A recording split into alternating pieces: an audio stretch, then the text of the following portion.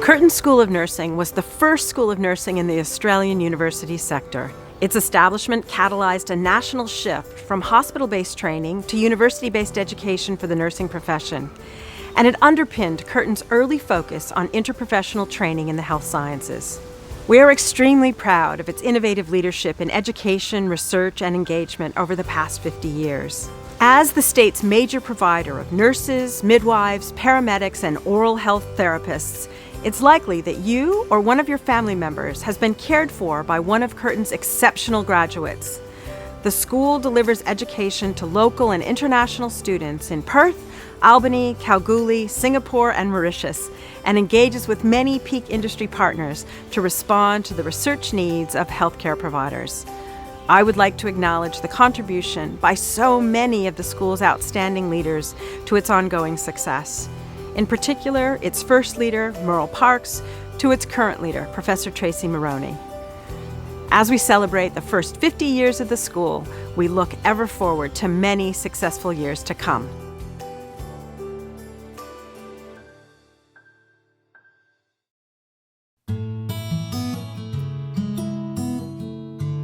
So what we've got here are some documents from the earliest part of nursing history at Curtin. Right. We have in a council minutes correspondence concerning the College of Nursing making approaches to come into the West Australian Institute of Technology. Right. This is 1973. Mm-hmm.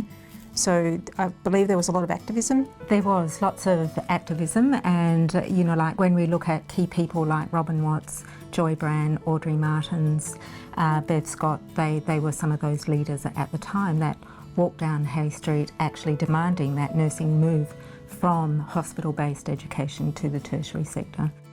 Merle Parks ensured that we came to Curtin. It was the time when we were trying to establish nursing beyond the hospital-based training methods and integrate nursing into a College of Advanced Education or university to improve the qualifications that nurses could hold at that time, because we saw, Merle Parks particularly saw it as imperative that nurses be on an equal footing with other members of the health profession. It actually was a bit of a culture shock, not only transitioning from what had essentially been a college with a very different culture and a very different way of teaching, to find ourselves in a larger institution. I already was a nurse who had trained at St John of God's Hospital in Subiaco. What happened was in 1974, we were all encouraged to go and complete a bachelor's degree. Of course, all of us said, no, we're not going to do a bachelor's degree after being a registered nurse, but soon realised that we needed to do a bachelor's degree in order to give patients the care they wanted, support our professional nursing staff, and also advance in our career. There were people who, within the profession, who were quite anti any change to the way nursing education was going to be conducted. There was all sorts of doom and gloom that we would lose the essence of nursing going into a university setting. And then, of course, on the other hand, there was all the tremendous excitement, particularly amongst nurses who had for some time been aspiring to get more education and to feel that they were on an equal footing with other members of the health professions. So when I first came to Curtin, it was called the Western Australian Institute of Technology. It was full of pine trees, sound, and we would have to walk through the sound from the car park and then empty our shoes of sound when we got to the buildings. We had demountables, we were in architecture in the basement. We came in one morning and there was brown paper all over the atrium there, and it had signs on it like, go back to your bedpans, nurses. Yeah, raw as that, back to your bedpans.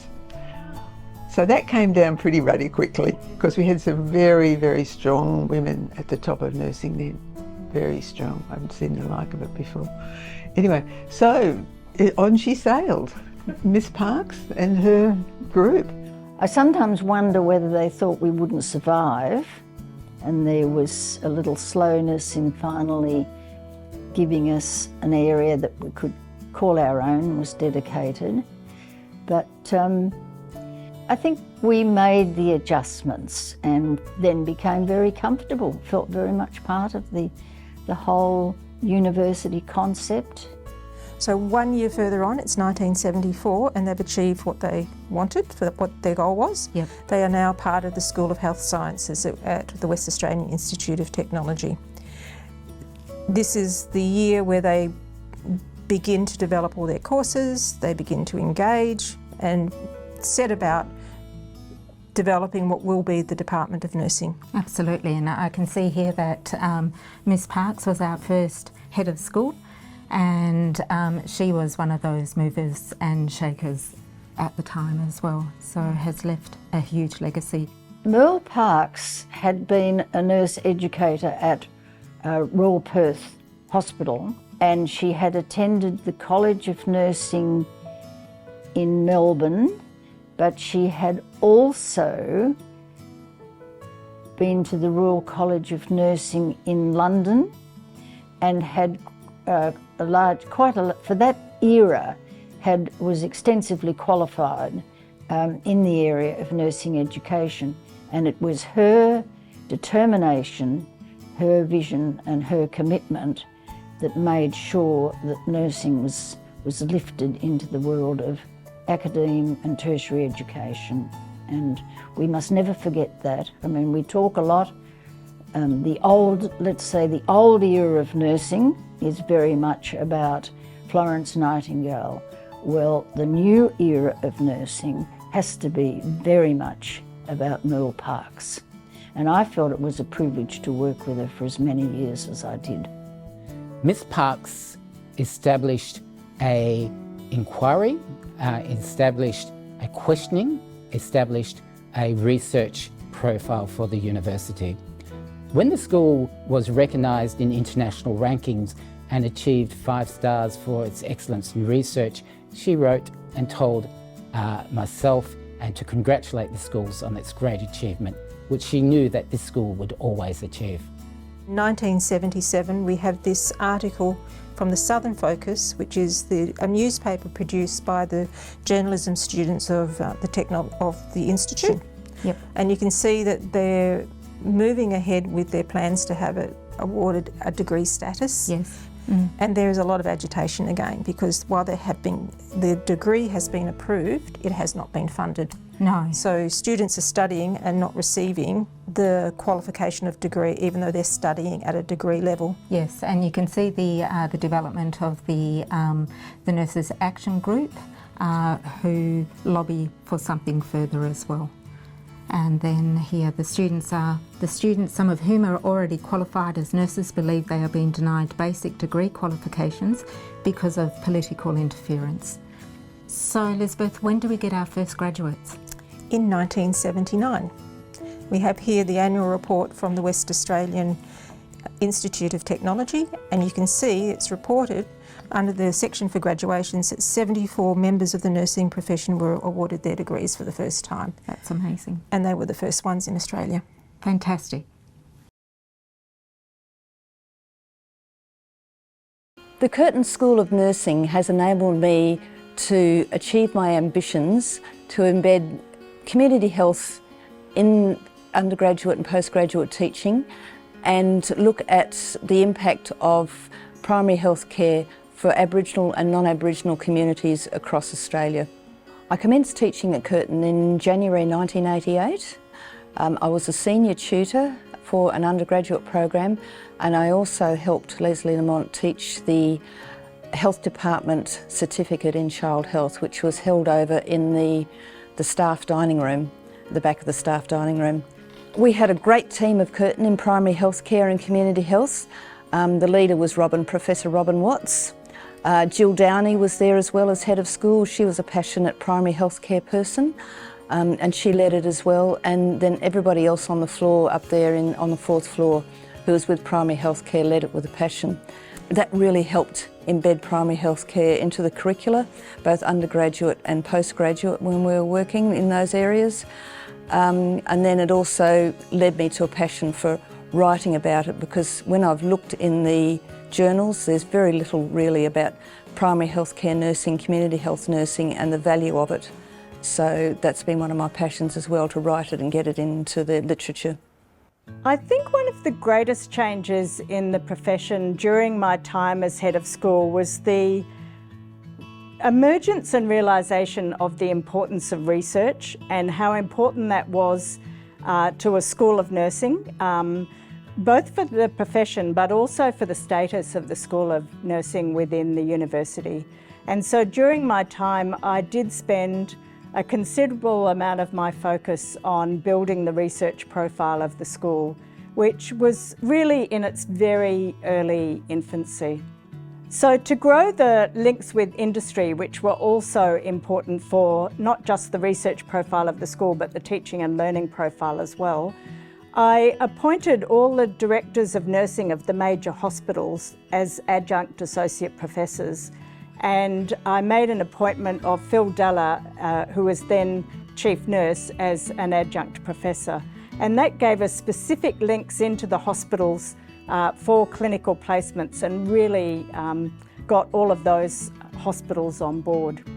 I guess the School of Nursing for me really has made all of my dreams come true, and even beyond my wildest dreams. Sometimes I've been quite challenged and scared by that. I have a motto: if your dreams don't scare you, they're not big enough.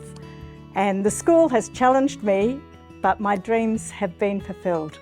There is a real opportunity when you start in nursing to be anything you want to be and do anything you want to do. It's a wonderful preparation for a fabulous career, no matter where you are.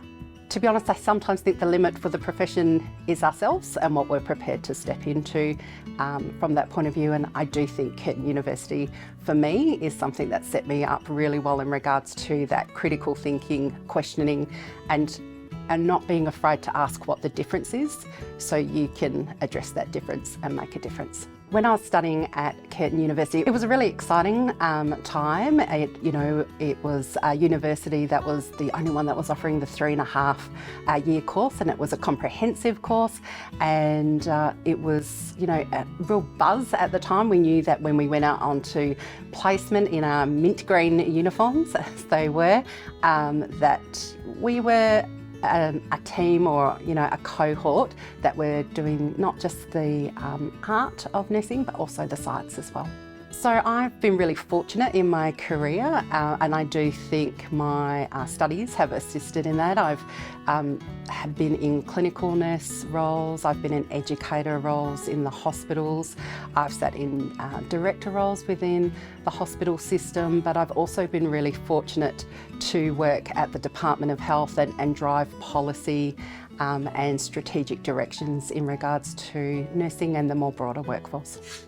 I studied at Curtin University in the School of Nursing from 1998 to June 2001.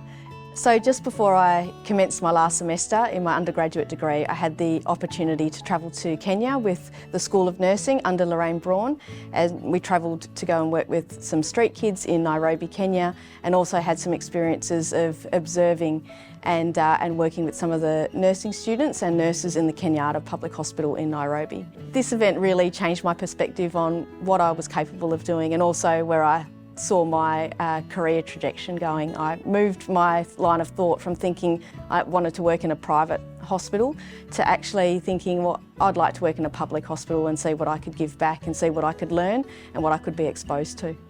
When I travelled to Nairobi, Kenya the first time, I knew that I would love Kenya, but I didn't realise how much. And then I also knew that I would go back, but I didn't know when. And so when the opportunity came up when I was a midwife, I travelled to an orphanage and also provided primary midwifery care.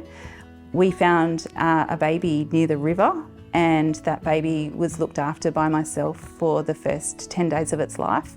And that is something that you just can't ever prepare for in life. So from that, I just knew that global midwifery and nursing was my future, and I have Curtin to thank for that. My experience at studying at Curtin University way back when I did my nursing and then followed through with my midwifery degree has really set me up to achieve. I was always around people who believed anything was possible, and from that I actively sought out leadership roles because I wanted to shape the future of midwifery.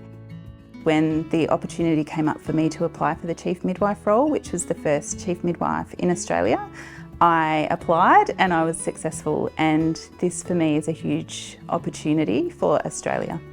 For me, nursing in the future is still holding on to the things that are important to us, which is standing in the gap and making the difference for people, being there at their most vulnerable time.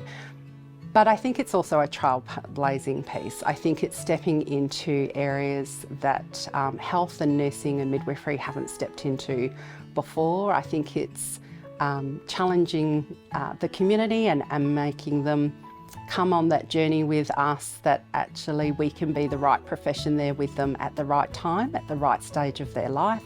In the 20 plus years I've been nursing, I've seen that we've come a long way, and that I think has been entrenched for me in terms of my undergraduate understanding the skills and knowledge and what I can bring to the role, and that's what's helped influence me moving through the different roles that I have to be sitting in a manager's chair, where I believe that I can bring that knowledge and skills and the understanding of how as a professional and as an academic, how I can bring those aspects into being able to deliver better patient outcomes and have a better work environment, a safer work environment, and ensuring that we have a voice, because the nursing and midwifery workforce are the ones that are there at the front line. Nursing has always been the profession that will go where none of the other professions sometimes want to go, and I think it's that knowledge and skill set and that art and science of caring that allows us to make those big differences both in the past and into the future. Here being at Curtin, I see so many opportunities for how we can influence the next generation of nurses and midwives and paramedics and oral health therapists, because I see that education is transformatory and that it helps people, it changes people's lives, changes the lives of the people that we graduate, but it also changes the lives of their families, but it also helps them to care for people better.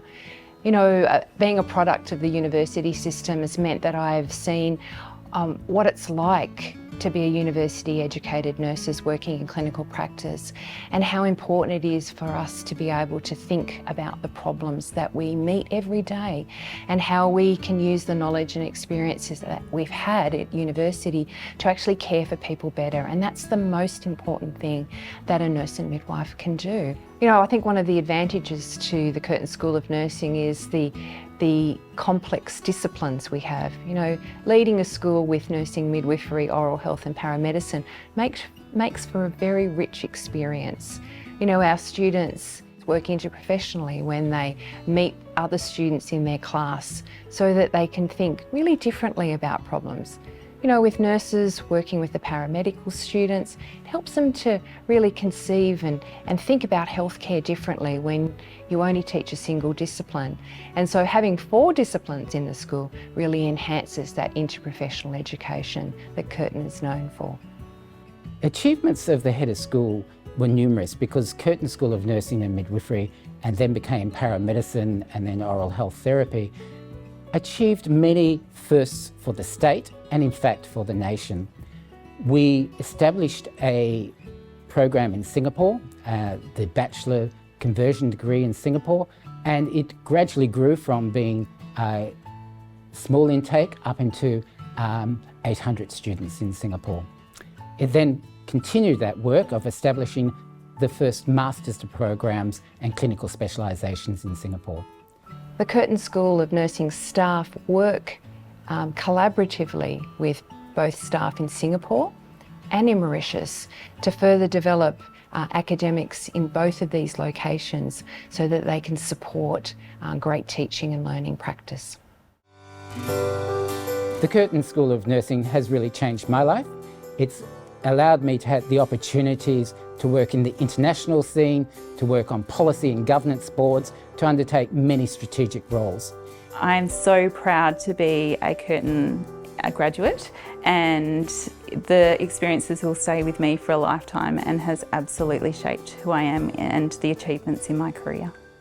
Happy birthday, Curtin School of Nursing. Thank you for taking the time to invest in me so I could then invest time in others. Wishing you all the best for your 50th year.